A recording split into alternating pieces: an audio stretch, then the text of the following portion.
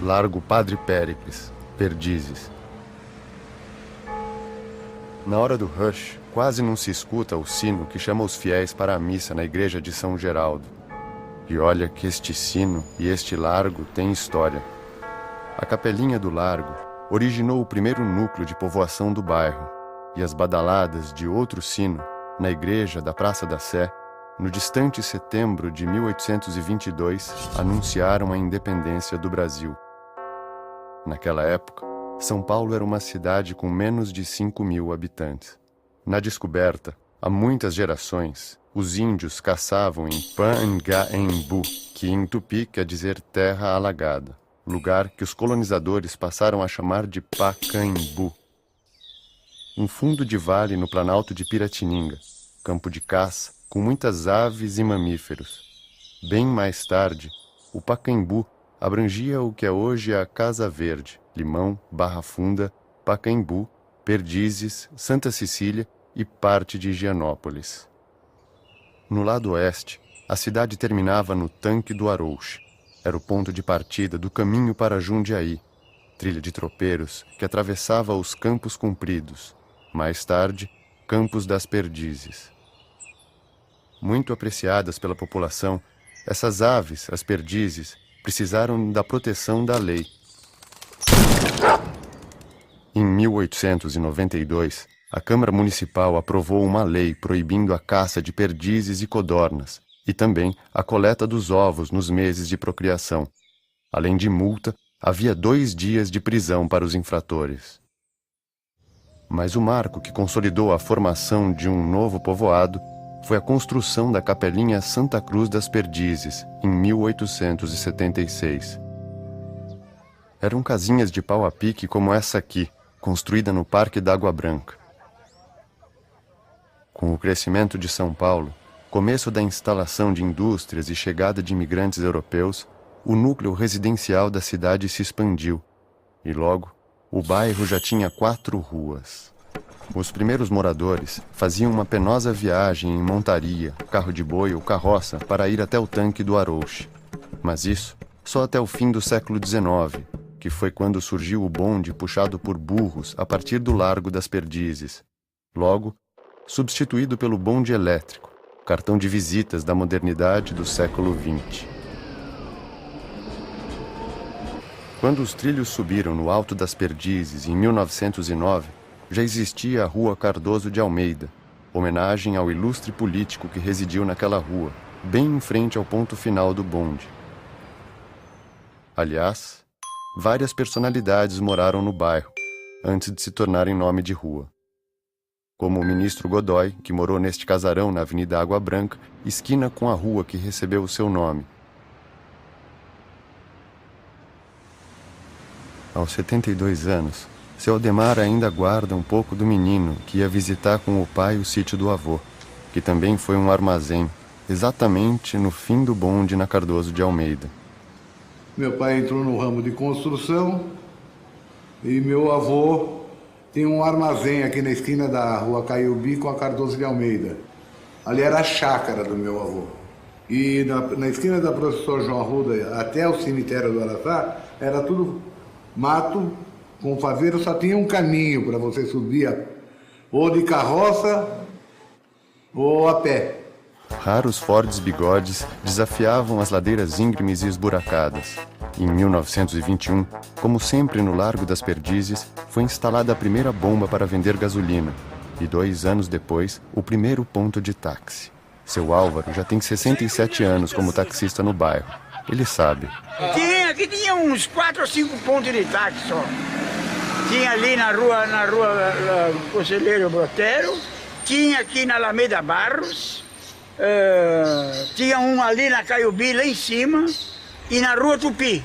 E das marotagens dos meninos. A rapaziada abaixava a cortina e tirava aquelas lâminas de aço para fazer espada.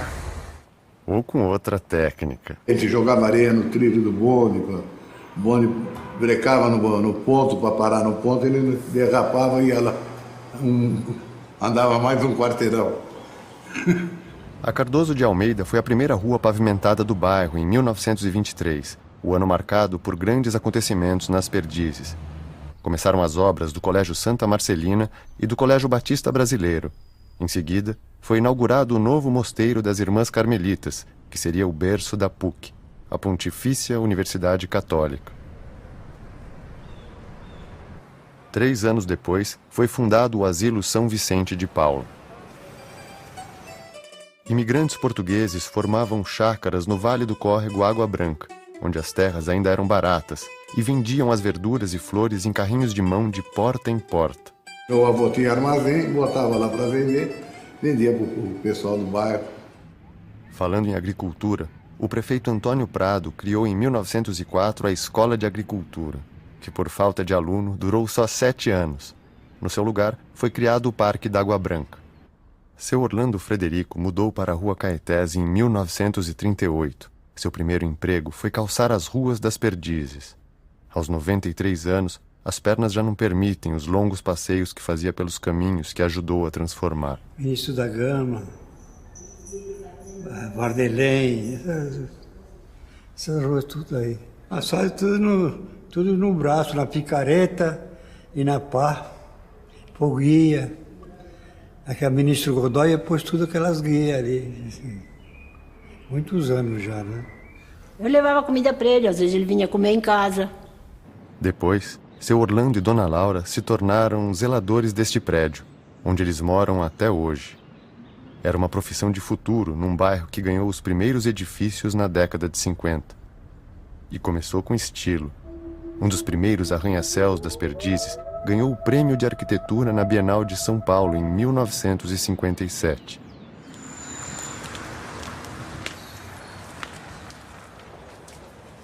Quem conhece, viveu e escreveu boa parte dessa história é o seu João Batista. Nasci na Rua Bartilha, número 478, no dia 22 de abril de 1926. Seu João é autodidata. Aprendeu a escrever com a mãe. O caderno era o piso da cozinha e o lápis um pedaço de carvão. Em 1945, aos 19 anos, lançou seu primeiro jornal, o Guarani, escrito a lápis, num papel de embrulhar pão. O Guarani foi fundado em 1945, né? E eu também fazia o jornalzinho do time, o Guarani, né? Durou uns tempos, mas depois o time relaxou e o jornal parou também. 6 anos mais tarde, o Cruzeiro do Sul já tinha evoluído para o papel ao maço e a caneta tinteiro. Saiu uns 29, 30 números, né? Mas também não durou muito, durou 1 ou 2 anos e o time relaxou, né? No dia 17 de março de 1962, saiu o Nosso Jornal. Editorial. Nasce um jornal. Essencialmente dedicado às atividades do 25 de janeiro, vem à luz hoje este semanário. Esta relíquia é o primeiro número do órgão oficial do Grêmio 25 de Janeiro das Perdizes. Tinha apenas 2 páginas. Durou de 1962 a 1981 e, com o tempo, aumentou de tamanho. Dito o que foi dito, desejamos ao nosso jornal todo sucesso nas edições vindouras.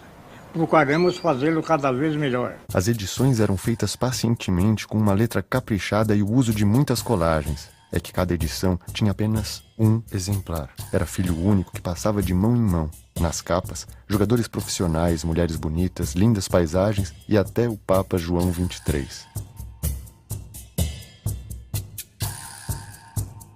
Eu acompanhava os 25 de janeiro todos os sábados, né? Eu marcava detalhes técnicos dos jogos, né? O primeiro tempo, tal resultado, gol de fulano, gol de cicrano, né?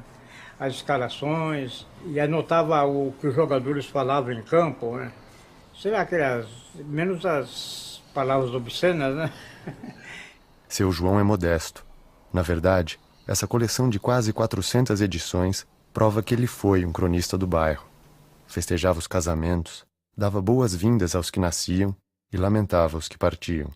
Era o registro de uma vizinhança mais solidária e o espaço público mais democrático, tudo girando em torno de um time da várzea. Aqui muitos já morreram. Esse já morreu, Baby, esse já morreu, Pessoa, esse é o Evandro, esse é o Sérgio, esse é o Bracinho. Porque eu me lembro de umas 40, 50 partidas que eu joguei lá, se perdeu 2 foi muito. Eu era back central e o peão também era back central, então quando jogava eu e o peão, eu jogava de back central e ele de quarto zagueiro. Aquele peão, um servidor público apaixonado por futebol. Ele não tinha cara, se o juiz roubasse, ele tirava o apito do juiz e acabou. Não tem jeito. Ele sempre cuidando de clube de futebol, carregando a camisa nas costas, as bolas, ia colocar a rede no campo para os jogos do 25 de janeiro. O peão reuniu um grupo, tinha o seu Antônio, que era um comerciante de calçado aqui nas Perdizes, tinha o seu Manuel, também um senhor que tinha um terreno vazio ali perto do campo, cedeu o lugar, tinha 2 cômodos lá e tal, se transformaram em vestiário. Depois, aquele rapaz, o João que escrevia o jornalzinho do 25 de janeiro, quer dizer, começou a crescer o clube, né? As fotos dependiam da boa vontade dos poucos colaboradores. Os gols eram meticulosamente reproduzidos com desenhos estilizados. Aqui tinha um jogador nas Perdizes chamado Amadeu, que era famoso pelas mentiras que ele contava, né? E ele falou que uma vez bateu um escanteio, correu, cabeceou a bola e marcou o gol, né?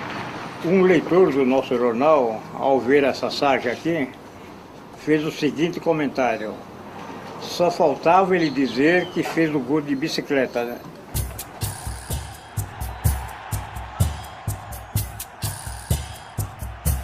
Ganhar com mérito, perder com honra. Quando esse lema era esquecido no calor da disputa, seu João fazia alguns alertas bem-humorados, como oferecer chá de erva cidreira para os jogadores mais esquentados. Os reincidentes eram ameaçados com a forca. Na seção Butantã, uma boa dose de veneno. Na juiz daquele velho problema, é difícil um juiz de várzea apitar o jogo inteiro, né? Se ele for expulsar um jogador, ele não consegue, ele que vai para fora. Ironia também para quem esquecia de pagar o recibo. Pague o seu recibo sorrindo. Uma cara emburrada estraga o dia de todo mundo. Lendo as reportagens e entrevistas, descobrimos histórias antigas que desapareceram quase sem deixar rastro. Ficamos sabendo, por exemplo, que Ademar Pantera saiu do time do Aimberé para ser artilheiro do Palmeiras e do Fluminense. Ele morava na Vila Vitória, uma comunidade de descendentes de ex-escravos, conhecida como Navio Negreiro. Deixa eu só te mostrar como é que era primeiro. Caiovas.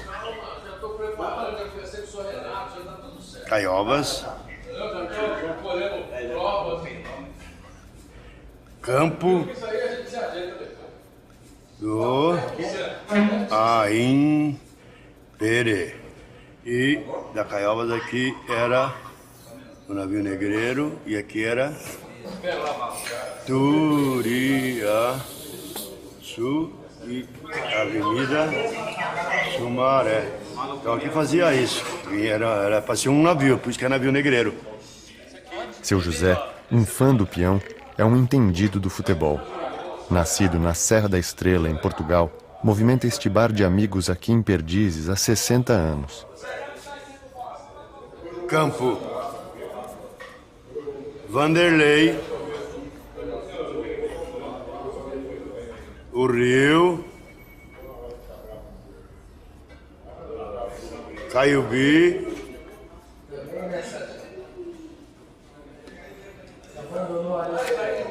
Caetés e Minerva, que você viu o desenho. O rio passava aqui, ó, em volta do campo, jogava a bola, vinha alguém pegar uma bola aqui no rio que caía. Esse aqui era o campo do 25 de janeiro. E todos eles se lembram do repórter, que registrou cada lance, cada detalhe.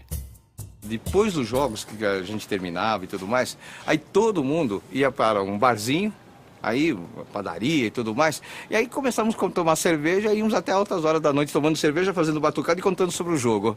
Era aí que o João se inspirava para fazer o jornal. O carinho do redator com este jogador, acompanhando a vida dele depois de tantos anos, não apagou.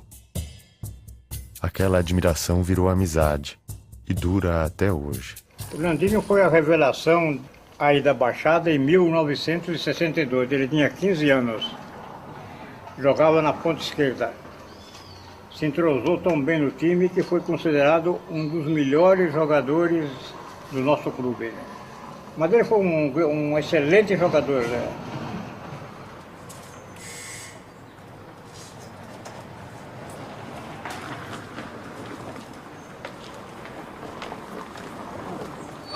Tudo bem? Tranquilo? Tudo bem?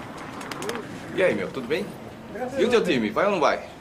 Meu time sempre vai, né? Os negros, quando vinham pra cá, normalmente eles vinham para as Perdizes e ficavam em dois lugares próximos aqui. Um aqui na Rua Caiubi, que tinha um casarão, onde entre a Ministro Godoy e hoje a Avenida Sumaré, e outra na Rua Professor João Arruda, também nesse mesmo endereço.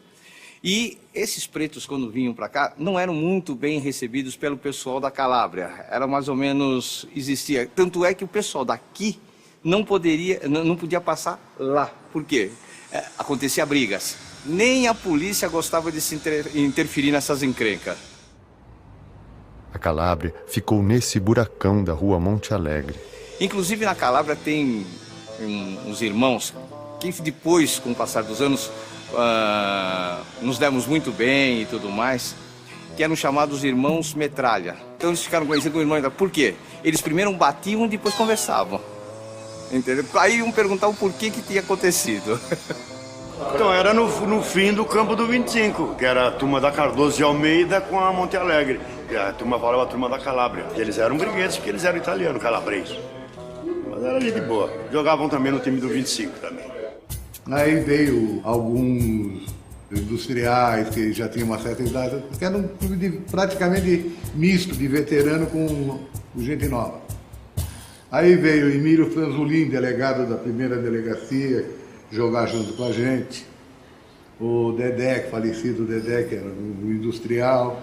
O seu Antônio, esse senhor que morava ali perto e era comerciante de calçado. Seu Antônio Maria participava só das atividades recreativas do 25. Era craque nas rodas de serestas e nas serenatas.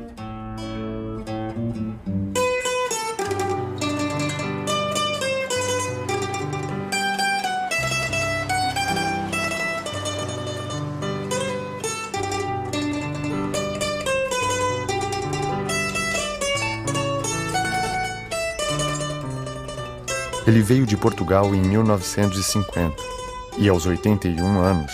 Pois cheguei aqui no dia 12 de julho de 1950. E eu dizia para o meu pai, papai, por que é que eu preciso aprender tanta coisa? Meu Tó. Ele chamava-me Tó. Em vez de dizer António. Meu Tó, eu quero te preparar para o mundo. Porque eu estive 4 anos no Brasil e se eu tivesse só a profissão do meu pai... eu acho que morria de fome, como eu passei muitas vezes de barriga vazia, que naquele tempo era muito duro, meu Tó. Eu quero te preparar para o mundo. Seu Antônio Maria ainda lembra da rotina do acendedor do lampião de gás. A gente enferruja. Então, quando eu cheguei, ainda tinha um lampião a gás ali na esquina de Dr. Homem de Melo com a rua Dr. Francisco Rocha. Todos os dias eu via quando era da manhãzinha cedo, e o homem com uma vara comprida e apagava o lampião. Seu Antônio Maria fazia calçados sob medida e concertos. Quando estava inspirado, parava de bater solas para dedilhar o banjo ou construir instrumentos com a madeira dos caixotes de bacalhau. A oficina continua pequena, mas sofisticada.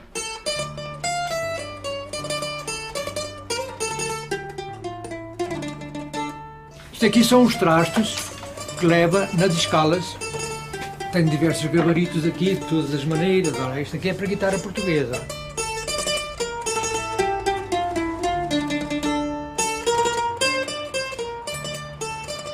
Seu João contou quando ouviu falar pela primeira vez da Avenida Sumaré. Em 1938, houve os primeiros sinais que futuramente ia sair uma avenida aí, né? Vieram os como que chama os agrônomos, não é? Fazer as medições, né? A avenida levou 30 anos para sair do papel, e o redator do nosso jornal registrou o dia e a hora em que foi batida a primeira estaca. No dia 9 de janeiro de 1968, exatamente às 15 horas e 38 minutos. O time e o jornal continuaram suas trajetórias na várzea dos Sales, a poucos quilômetros dali. O sossego durou pouco. O viaduto Antártica não passou por cima do campo, mas acelerou a ocupação da região. E desde aí, então, nós precisamos jogar fora de casa, que é sempre difícil e perigoso, né? Mas o clube sobreviveu ainda 25 anos, né? Na década de 80, sufocados pela falta de espaços e enfraquecidos pela ausência de renovação, os times de várzea entraram em decadência. O fim a gente não sabe, ele vai esmorecendo, é como uma pessoa em agonia, até doente terminal. Cada dia ele vai ficando mais, né, mais pálido, mais magro, e lentamente, quando vê, a vela apaga e morreu, né? Foi assim, não houve uma coisa, vamos acabar com o time, não teve esses detalhes assim, né, técnicos, né, para acabar com o time. Acabou. Os jogadores começaram a faltar, né, e nunca dava para formar um time completo, e foi desanimando até que esmoreceu e acabou. O 25 de janeiro ocupou a Avenida Sumaré pela última vez na véspera do aniversário da cidade, em 1984. Os velhos jogadores lembraram como era a festa comunitária no tempo da Baixada. Eu quando cheguei às 5 horas da manhã, no dia 25 de janeiro, 5 horas da manhã já começava a soltar fogos nas perdizes inteiras para todo mundo saber. Hoje é o 25 de janeiro, tá, todo mundo. Olha o peão soltando fogos. Então soltava aqueles fogos para todo mundo. É hoje. Então aí todo mundo já se levantava, já corria para a rua, um fazia uma coisa, outro fazia outra, para a gente fazer a festa da gente. E depois do jogo casado sorteiro, então a gente fazia aquela festa, distribuía troféu, comida, bebida, todas essas brincadeiras, música. Tinha gente que tocava harmônica, outros tocavam cavaquinho, outros violão, e pistão, violino, e formamos um conjunto musical. Veio a avenida, foi para bem da cidade, mas para a gente acabou quase tudo, porque dispersaram todo mundo, um foi para um lado, outro para o outro, e a gente quase não se vê mais. A entrevista mais emocionante foi com o seu Pessoa, o xerife da defesa. Era um jogador viril, né? Eu chegava sempre junto. Mesmo já com uma certa idade, eu ainda tinha esse poder de chegar junto. Mas, como tudo na vida acaba, né? Ele não falava só do 25. Seu Pessoa, o guerreiro dos campos de várzea, sabia que estava sendo derrotado pelo câncer. O sonho do seu João acabou. Eu não tenho pique mais, né? Porque antigamente eu trabalhava 9 horas e 37 minutos na minha firma lá, uma indústria metalúrgica, e nas horas vagas eu fazia o jornal, né? Mas eu tinha disposição, a letra saía mais bonita, até a letra ficou mais feia, né? E de maneira que o jornal é só saudade, né? Foram feitas 376 edições com muita dedicação e carinho. Seu Antônio e seu Pessoa faleceram. Peão, com o mal de Alzheimer, não lembra de mais nada. E seu João está preocupado em passar a coleção do nosso jornal para alguma instituição. Seria bom que a memória não perecesse, né? Nós já somos um país sem memória, né? Nós somos descartáveis. A coisa acontece, todo mundo esquece e não lembra mais, né? Mas seria bom que houvesse um museu de futebol onde ficasse gravada todas as nossas... Não só do 25, mas de toda a várzea paulistana, né? A obra desse contador de histórias não pode se perder. Ela é um bom exemplo para que outras comunidades percebam que podem preservar sua memória Memória de gente simples, de gente trabalhadora, que se divertia correndo atrás da bola, onde hoje os automóveis passam velozmente. Perdizes, uma canção de amor. Foi na encosta de um monte deserto, sob os beijos da brisa campina, que nascesse Perdiz formosa, na manhã imortal e divina. Joia rara incrustada em São Paulo, de sublime e brilhante matiz, da grandeza paulista que é tanta, és a flor delicada e feliz. Barra Funda, Pompeia, princesas, teu esposo e teu fruto de amor, honro sempre a rainha formosa, tu perdizes de raro esplendor, hóstia casta de um berço de heróis.